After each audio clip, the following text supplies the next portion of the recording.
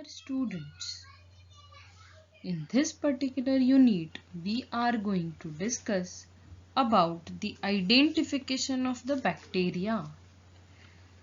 In many distinct areas of microbiology, the ability to identify microorganisms has important application. For example, in food microbiology, it is important to be able to accurately identify food spoilage contaminants.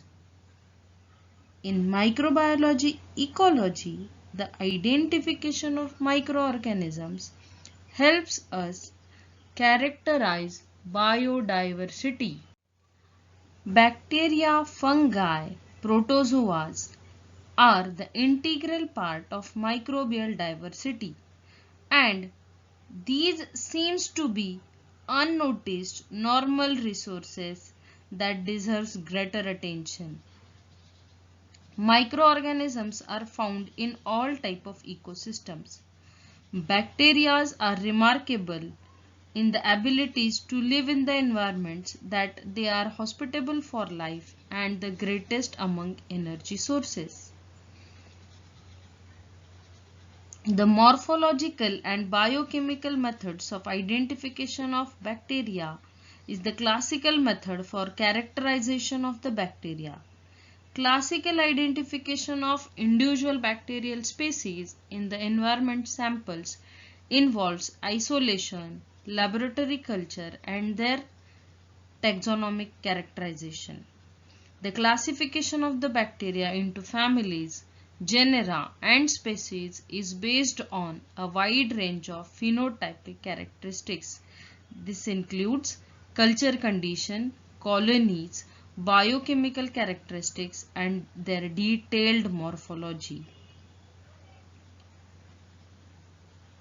Microbiological studies are of great importance both from the point of view of monitoring and maintaining proper environment as well as utilization of these available bacteria for our need as well. If the bacterium is obtained in the pure culture, it must be identified. A systematic stepwise procedure is adopted for identification.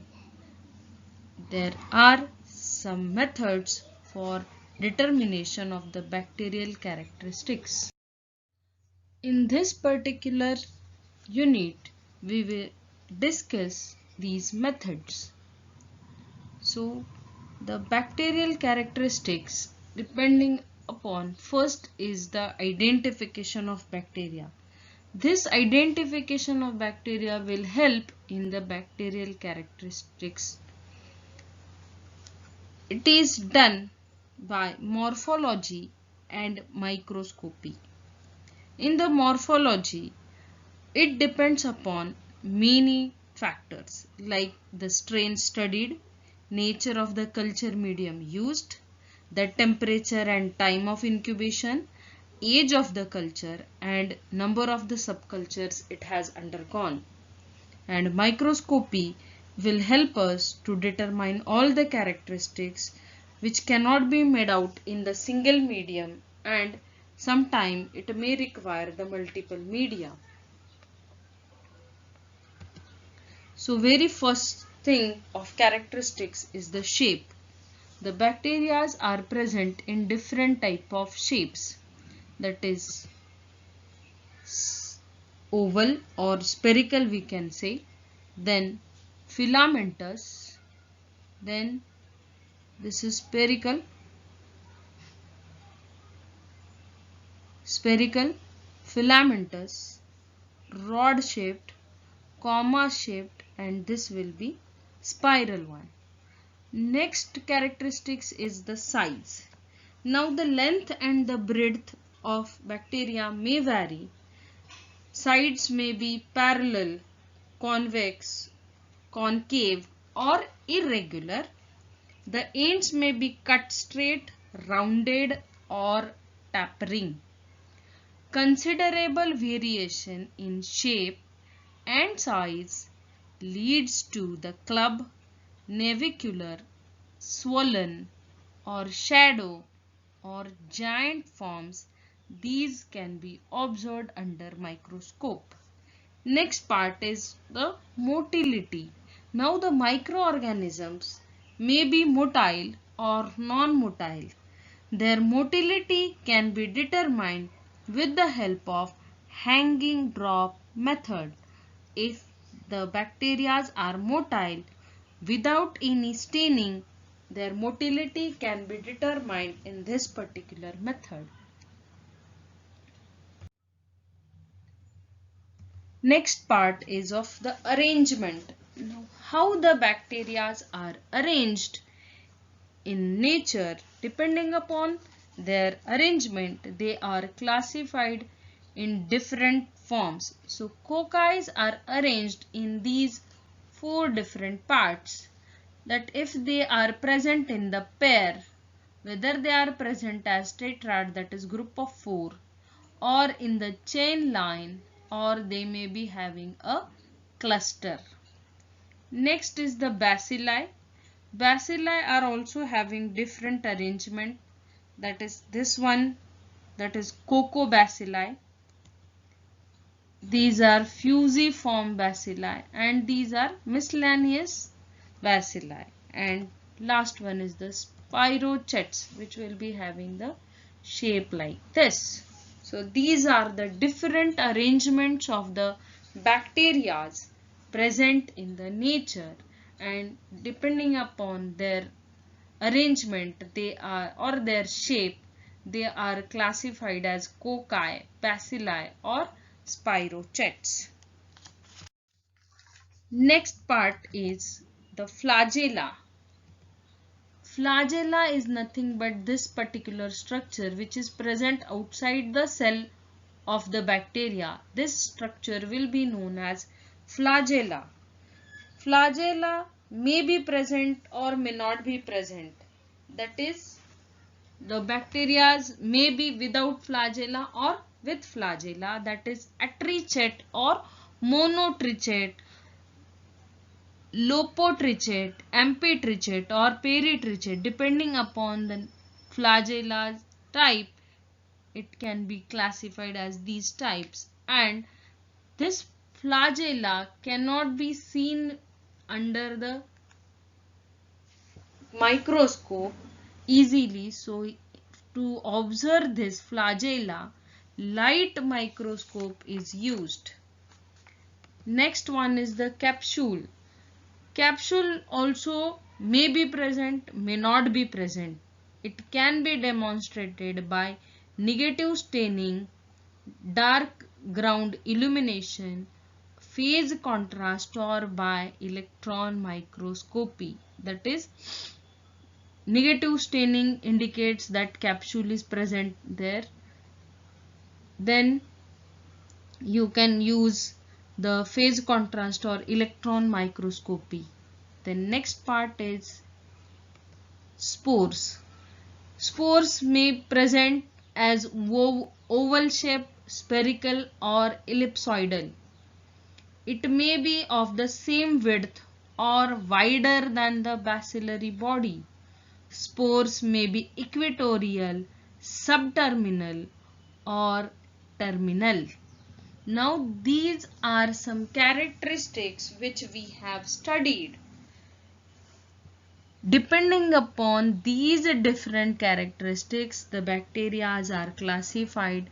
That already you have learnt in the unit 1, which was containing the details of the bacteria. Now we will discuss the identification of bacteria.